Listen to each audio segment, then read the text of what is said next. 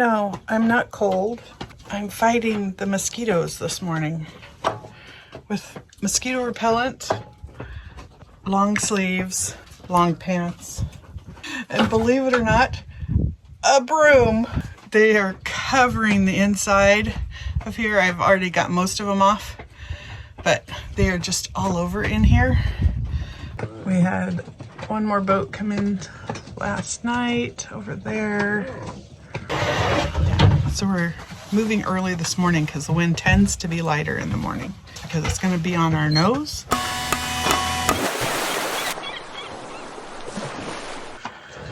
Okay, follow our track back out of here. It's like the same amount of water that was under us when we parked, so it shouldn't be less. The smallest amount of water I saw coming in here was 2.8. Do you want some of this bug spray on? What's the matter? Here's what our circle looked like, so. We set an anchor alarm every night. That was our circle last night. It really helps me feel more secure to be able to see that we're still in our circle when it gets dark, especially if the wind picks up. Todd wants me to come out and look at something. Let's see what's going on. Holy cow. That's ICW sludge, man. Well, it keeps us from going anywhere. That is so crazy. Todd's working on getting the anchor loose again. It's a blessing and a curse, right? It's so hard to get up, but I would take that every day over not holding all day long. This is what we had to do yesterday. I had to go forward to try and break it loose.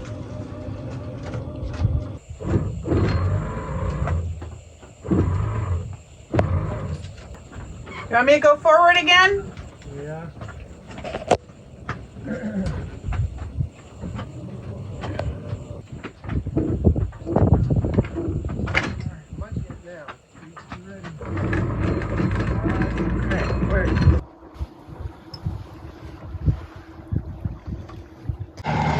There's our sunrise, guys. We have, I guess we only have 3 knots. It's on the beam right now, but we're turning, so it's going to be on our nose for most of the day. We have 20 miles to go, ish, somewhere around there. Short day. It was really hot last night, so I did my wife a favor and I ran the little air conditioner for a while last night. And I misjudged how long I could run it because this morning I got up and our house bank is down a lot. And the autopilot doesn't like it if the low voltage gets low, so I had to kick on the main generator this morning to give them a boost because the sun's not up yet to charge the house bank so that we can move without the low battery warning. We could be like really true salty sailors and just turn the autopilot off and hand steer. Oh, yeah, you could do that. I am doing that right now because we're turning. Here's the thing, you know, Tammy's always on me about having too many things, and and I keep saying, but one is none, 2 is 1 kind of a thing. So what is she doing? She has the chart plotter and her phone, and she's navigating while mostly looking at her phone, and she's got a perfectly good chart plotter right there with her route. When we had our other chart plotter and it wasn't as great, I got in the habit of watching my phone, and it just is what feels comfortable to me. This chart plotter's doing much better, and it has a lot more information, and so I don't know. It's old habits. Old habits. Anyway, I'm gonna go take a nap. The other thing that I like about being up and moving at this time of day, it's like 6 o'clock in the morning. We got up at 5. There's nobody else out here. Everybody else is still anchored or in their marina, and we're not being passed constantly either direction. We had some huge power boats yesterday with some crazy wakes, When you're out here this early, everybody else is sleeping, and it's just really nice to have the water to yourself.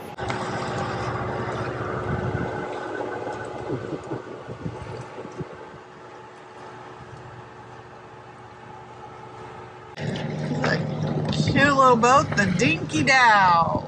Looks like it might be one of those Nordic tugboats. Yeah, a little tug doing the great loop. We've turned and we're going directly into the wind. What do we have, 11? Well, 10.2, about right there. We're getting a lot of fetch coming off the Albemarle Sound up the Alligator River from the wind. There can be a lot of logs and snags, is what they say, in this river, the Alligator River. So everybody stays right in the channel. We've got our main up, and what we have found over time in the ICW even, that we do get, what, a half a knot? Most of the time we do get some forward direction with the sail up. But we get stability when we're in bigger spaces like this and there's a lot of rocking and bouncing.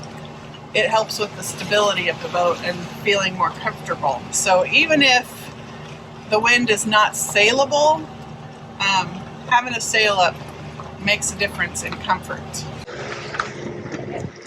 Hello? Hi! Well, that wind got directly on our nose, which just was flogging the sail too much. But man, I can feel it in the ride. It's way more bouncy without that main sail up. But we just could not beat up our sail that way. And we've still got an hour on this course. This is the Alligator River Swing Bridge. It's quite large and has a span of 263 feet. So if the winds get above 30 knots, they're not going to open it. It's really important to keep an eye on the weather, as there is no protected anchorages anywhere close to here. Spoondrifter is clear. Thank you very much for the opening. All right, we're headed that direction, which is not a channel. So we're going to be dodging some crab pots to get over to where we're anchoring. So one of our viewers sent us a set of these, which has been really nice, because when Todd is out on the front of the boat, he can direct me through the crab pots without yelling at each other. Check, radio check. Almost a minefield of crab pots out here. A bunch of them over here. I got a crab boat right there, and I got another guy over here. Crabbing in North Carolina runs May through September, which means getting out of the channel to an anchorage involves keeping a close eye out for the floats that mark a rope attached to a crab pot or trap. These can get wrapped around your prop, making it inoperable. We saw a lot of these on the Gulf side of Florida, but have luckily not caught one yet. The next morning we got an early start, dodging our way back through the crab pots and into the Albemarle Sound. The Albemarle Sound is 50 miles long and 10 miles wide, and fairly shallow at only 12 to 30 feet deep. It's notorious with boaters for steep, choppy waves when the winds pick up. The guides suggest not crossing the Sound in winds above 15 knots.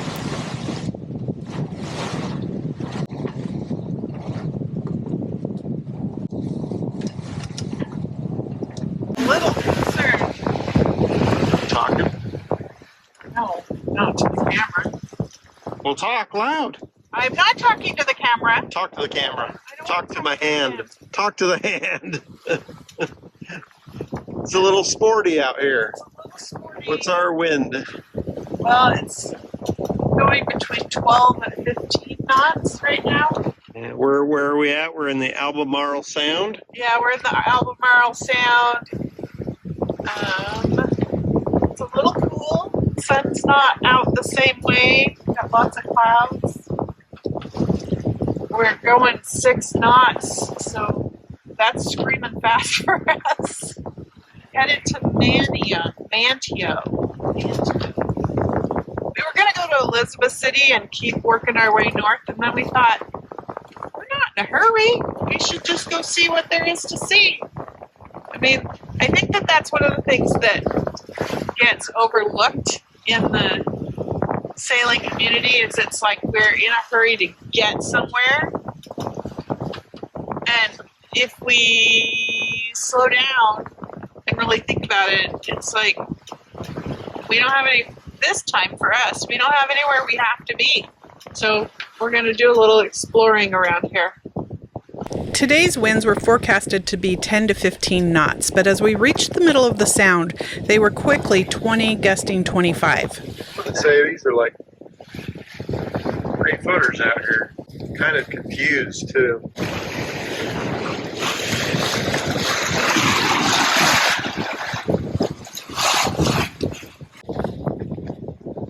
So we're kind of going almost dead downwind right now, and we don't have the Genoa pulled out because there's like 18 knots of wind, and I'm not comfortable right now with pulling it out in 18 knots of wind.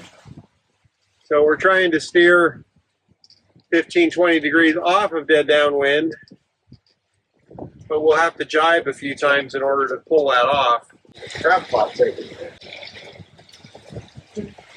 And there's one right there. We don't want to pull it loose until we power through the jibe.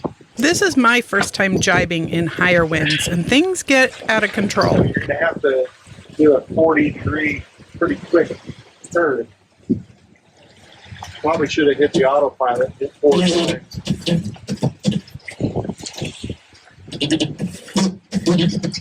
Okay. Don't let it go around the front. Too loose, Tammy.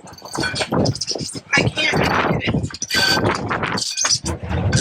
Pull your line in. Why were you letting it loose? Don't do that.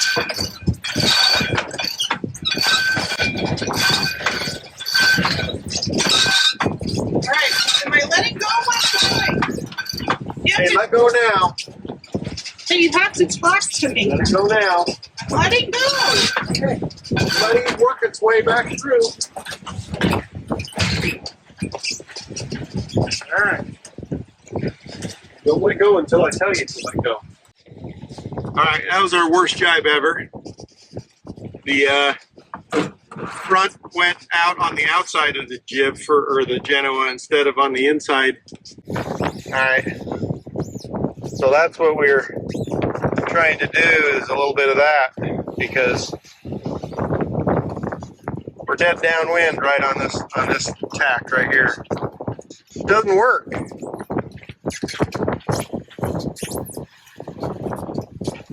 Let's get ready to do this again, shall we? It needs to have less wraps on it. That's what happened if you didn't have.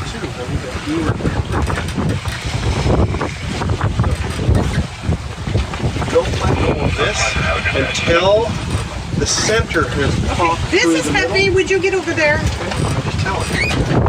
Don't let go too soon and then it won't Yeah, power through trying the turn. to do this and turn is really hard.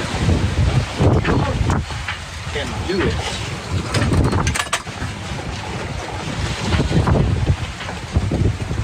Are you making your turn? Yes? I'm just letting the autopilot do it. So as soon as it goes through the middle here, then you'll be able to let go. Don't let go yet.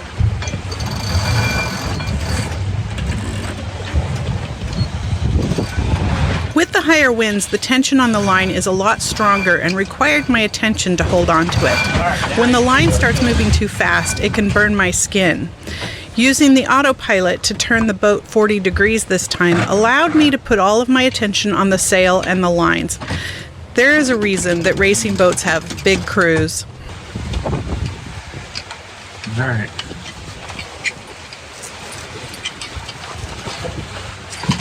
You might ask why the life jacket and the tethers? Because out in the middle of the sound, it was sporty. Yeah, for a lot of that, we had a beam reach. We can look down at the water. And it got to rocking pretty good. while we were sailing down here and everything was really crazy. We had 20 knots of wind and we had to make a turn that was going to put us almost into the wind. So Todd wanted to put the mizzen sail down before we did that. And he asked me to turn up into the wind. So as we turned up into the wind, of course, all heck breaks loose and the head sail was still out and flapping like crazy. And he's asking me to pull it in and sheet it in tighter to see if to slow that down, and he's up there trying to figure that out. We are heeled over and we have waves that are just bouncing us around, and Todd says turn on the motor so we have some power, and I accidentally put it in reverse instead of forward, and I did it fast and hard. I quickly put it into neutral and we turned back onto our course and continued sailing around the island. But we noticed that the motor was spinning when it doesn't usually turn while we're sailing, and we started to worry that I might have damaged the motor. As we approached Manteo Harbor, we furled the head sail and turned on the motor, and we were relieved that it was working just fine. The channel into Manteo Harbor is narrow and quite shallow, and the anchorage only fits a few boats. There is a free dock, but only allows you to stay for 24 hours. If you visit here, read the active captain notes on the anchorage and avoid anchoring on the anchor symbol, or the nearby marina will encourage you to relocate. We anchored about 200 feet north of it and we were just fine. Go ahead and reverse. Go easy on it.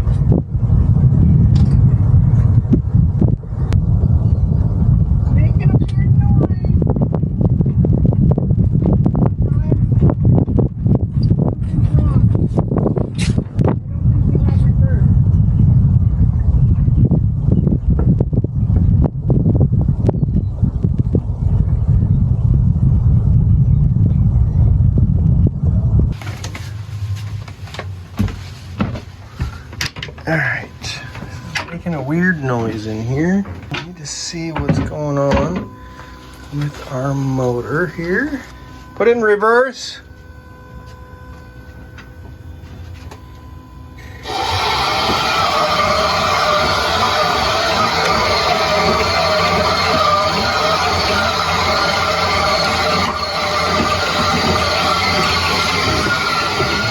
Okay. Go back to forward, flop the blades over, give it a little bit of a burst. Stop. We'll have to do some figuring out of that. Till then, I guess we have the wind set our anchor. So we don't have any reverse. So we're here at an anchorage, we've put down the anchor, we're hoping that the 15 to 20 knot wind is setting our anchor. We're not going anywhere at this point. We're gonna eat something, and Todd's gonna go under the boat and see if he can see what's going on with the crop. We call these Tammy's tomato wraps. What do we got? We got lettuce wrapped over tomato with tuna fish and mayo and everything bagel seasoning, and strawberries. Is it good? All right, you ready to get in the water and see if you can fix it? Yep. Or at least figure out if there's what we can do. So what ideas have people positioned that might be wrong?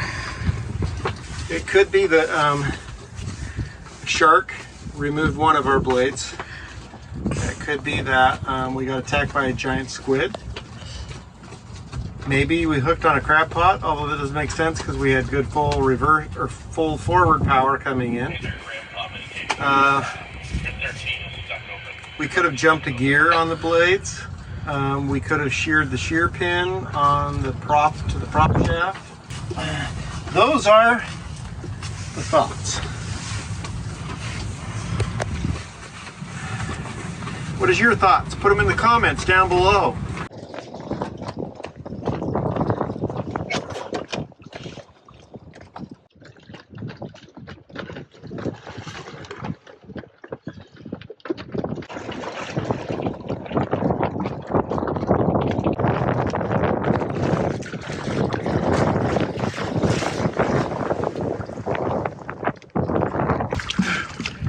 pot.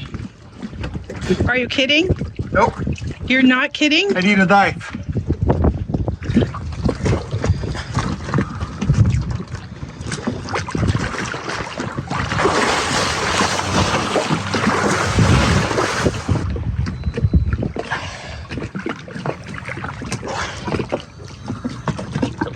Not the whole pot, just the string? Well, if there was a pot hooked to it, who knows?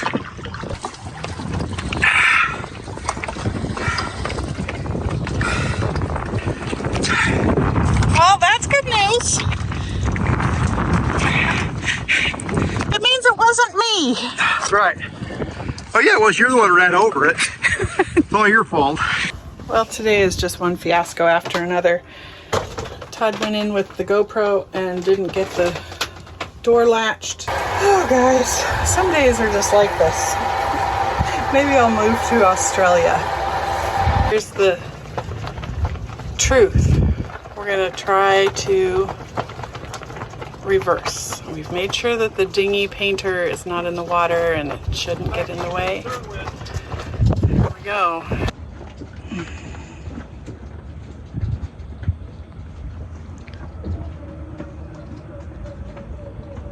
Sounds okay.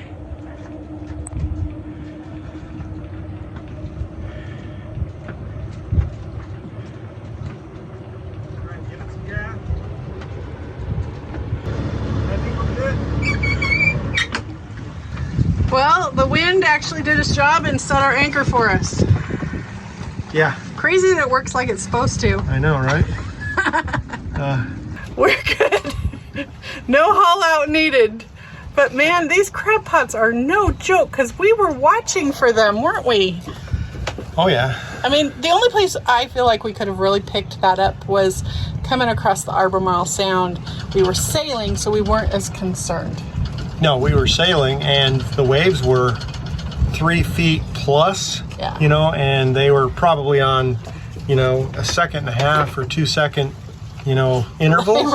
I mean, it was You really couldn't crazy. see them most of the time. Yeah, you couldn't hardly see crab pots, but they were there. Every now and then you'd see them and you're going, what the heck are they doing out here? The winds were over 20, so I don't think that was our fault. We did the best that we could. No, we did the best we could. And who knows when we actually picked it up. Yeah, we have no idea of when we would have picked it up, but you know, it does go to show though, you know, when you have an emergency or something like this happen, it's nice to get safe and just sit down and take a breather for a minute and think things through and work out all the details. You know, we had some ideas of what to handle, and then we go down and put our eyes on it and see what it is. Yeah. I'm glad it was that. It was way easier than anything. This was really on Todd. Like, I was kind of panicking. We couldn't back up on our anchor, and that was stressful to me. But we had 15 knots of wind, and Todd's like, this is what the anchor does. It's made to do this. And we see that it did. We see that it did work that way. And he's like, I'm going to wait. We haven't eaten. It had just been such a rough passage. We hadn't had any food. So Todd was the cool head. That's okay. Sometimes I can do that. Well, we figured we deserved some ice cream after that ordeal. Right. Ice cream always makes the stress right. It's melting fast.